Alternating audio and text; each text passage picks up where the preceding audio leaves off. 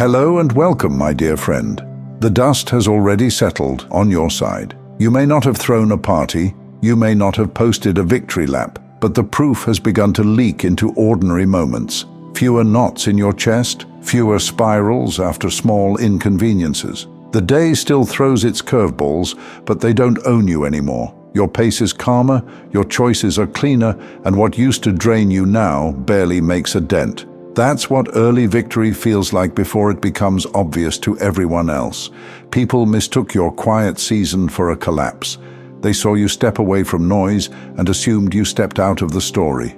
But you were rewiring behind the wall, fixing what flickered, labeling what matters, learning what to stop touching altogether. No one cheers while the power is off. Then the lights come back and the whole room makes sense again. That's where you are now. Clarity returning, piece by piece. Look at your days. The evidence hides in small things. You wake up and the first thought isn't dread. The noise in your chest is softer. The neighborhood feels less like a maze and more like a map. You choose your words in conversations and realize you're not defended, you're decided. The old trigger gets pressed and nothing launches. That's not numbness, that's strength, with a good memory and better boundaries. They thought they were watching you fall apart. What they saw was you stepping out of rooms you no longer fit. You stopped running after people who only answered when it benefited them. You stopped carrying tasks that were never yours. And the minute you set that down, your hands were free to build. Not a spectacle, but a structure. You started building a life that actually protects your peace. You plan your days better now. You say no when something drains you. You keep simple routines that keep you steady. Habits that no one will ever applaud, yet everything depends on. So many tried to study your stillness like a weakness. You learned to ignore bait. You learned to let some messages go unanswered and let some stories tell on themselves. You learned that silence is not empty. Silence is where you hear the instructions. You weren't hiding, you were listening. And what you heard changed your walk. Move slow, land heavy. Now every step you take leaves an imprint that can't be argued with. Notice what's happening around you. People who used to smirk now copy your cadence. A style you were mocked for quietly becomes the template. And look at those late nights doing something right instead of quick. Those mornings you kept your promise to yourself when nobody would have noticed if you didn't. It all stacked a steady wall. And yes, someone is replaying their part in your story in a room you'll never enter. That's fine. Your attention is expensive now. You don't spend it where returns are low. Your life has new math. Peace first, purpose next. Everything else negotiates. Maybe you've wondered, but how do I know I've really turned the corner? Listen to your body in the hallway moments. The pause before you open a difficult message. The breath at a red light. The silence after a call. The old you was a fire alarm. The you you're becoming is a thermostat. You're not reacting to every draft. You're setting the climate. Meetings don't drag you under. Deadlines don't define your worth. An interruption doesn't ruin your day. You rearrange and keep momentum. That's authority. It's not loud. It's reliable. Maybe you don't feel like you've fully stepped into it yet, but that doesn't mean it didn't happen. It's only a matter of moments before you feel it in your bones. So start looking for it from now on, because it's here. You know, there was a time others were certain your story ended. They even laughed while they named the chapter final. But you kept writing. You wrote while you were tired, and the sentences were short. You wrote while your heart healed, and the punctuation shook. You wrote on days that felt like weather inside your chest. And now the paragraph turns without their permission. That uneasy quiet around you? It's not emptiness. It's the sound of a storm that missed its target. You didn't win with a speech. You won with a sequence. Choosing rest over panic. Choosing clarity over the rush. Choosing to leave the group chat instead of defending yourself in it. Choosing to pivot the plan without announcing a rebrand. Maybe it doesn't look glamorous, but it's undefeated. Think of how you move through a grocery store now. You don't wander every aisle. You know what you're here for. Distractions used to own you. Now you push past them and pay for what you came to get. That's how you move through life these days.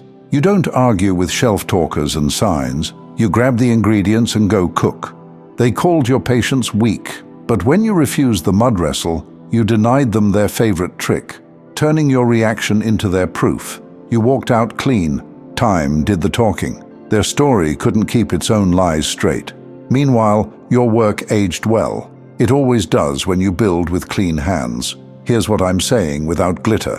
Whatever you adjusted, it's registering. Whatever you let go of, it's releasing space exactly where you needed room. Whatever you chose in the dark, the boundary, the better habit, the harder truth, has already begun to pay in daylight. You can stop auditioning for a role you already own. Walk like someone whose ID has been verified. And if you feel that calm in your chest and wonder if it's laziness, no, it's weight. The kind that comes from carrying real results, not hype. Hype evaporates, but weight stays. You won't need to announce a thing. Your mornings will do it for you. Your tone will do it. Your calendar will do it. Your absence from certain arguments will do it. But you and I both know even now, not every day feels easy. Some mornings you still wake up with that familiar heaviness in your mind, wondering if the strength you had yesterday will show up again today. And that's all right. It's not backsliding. It's being the real you in the middle of healing. Victory doesn't erase fatigue. It teaches you what to do with it. You've learned to keep walking with tired legs, to pray even when words stumble, to show up in small ways when big ones feel impossible. That's faith in motion. That's what God notices when no one else can. He's seen every quiet act of courage that didn't make it into your highlight reel. Every time you chose grace instead of resentment. Every time you swallowed pride and still showed love. Every time you whispered, "Help me get through today." None of that disappeared into the air. It was recorded in eternity. You might still be facing situations that don't make sense yet. The job that demands too much but pays too little. The prayer that's been hanging unanswered for what feels like forever. The relationships that test the very softness you fought to protect. And yet you're handling them differently now. You don't panic the way you used to. You pause. You ask for wisdom, not control. You breathe through it instead of breaking under it. That's the proof that transformation is real. Not when the storm ends, but when it stops scaring you. God didn't pull you through all that darkness just to drop you here half restored. He's still building you, still teaching you how to carry blessing without losing balance. You used to chase peace like it was somewhere far ahead. Now, piece by piece, He's teaching you it can live right here in ordinary hours. You've been through too much to keep doubting that divine hand on your life. Think about it. You've walked through seasons that should have taken you out completely, yet somehow something invisible kept you steady. That was Him, not the coincidence people call luck, not the universe rearranging itself. It was God, making sure the weight that tried to crush you became the very pressure that shaped you. So when the weariness creeps in, don't call it weakness. It's evidence that you've been working with God on something sacred. Every stretch, every scar, every lonely hour, it all meant something. He was teaching you how to walk through fire and not smell like smoke. You've come too far to see yourself as recovering.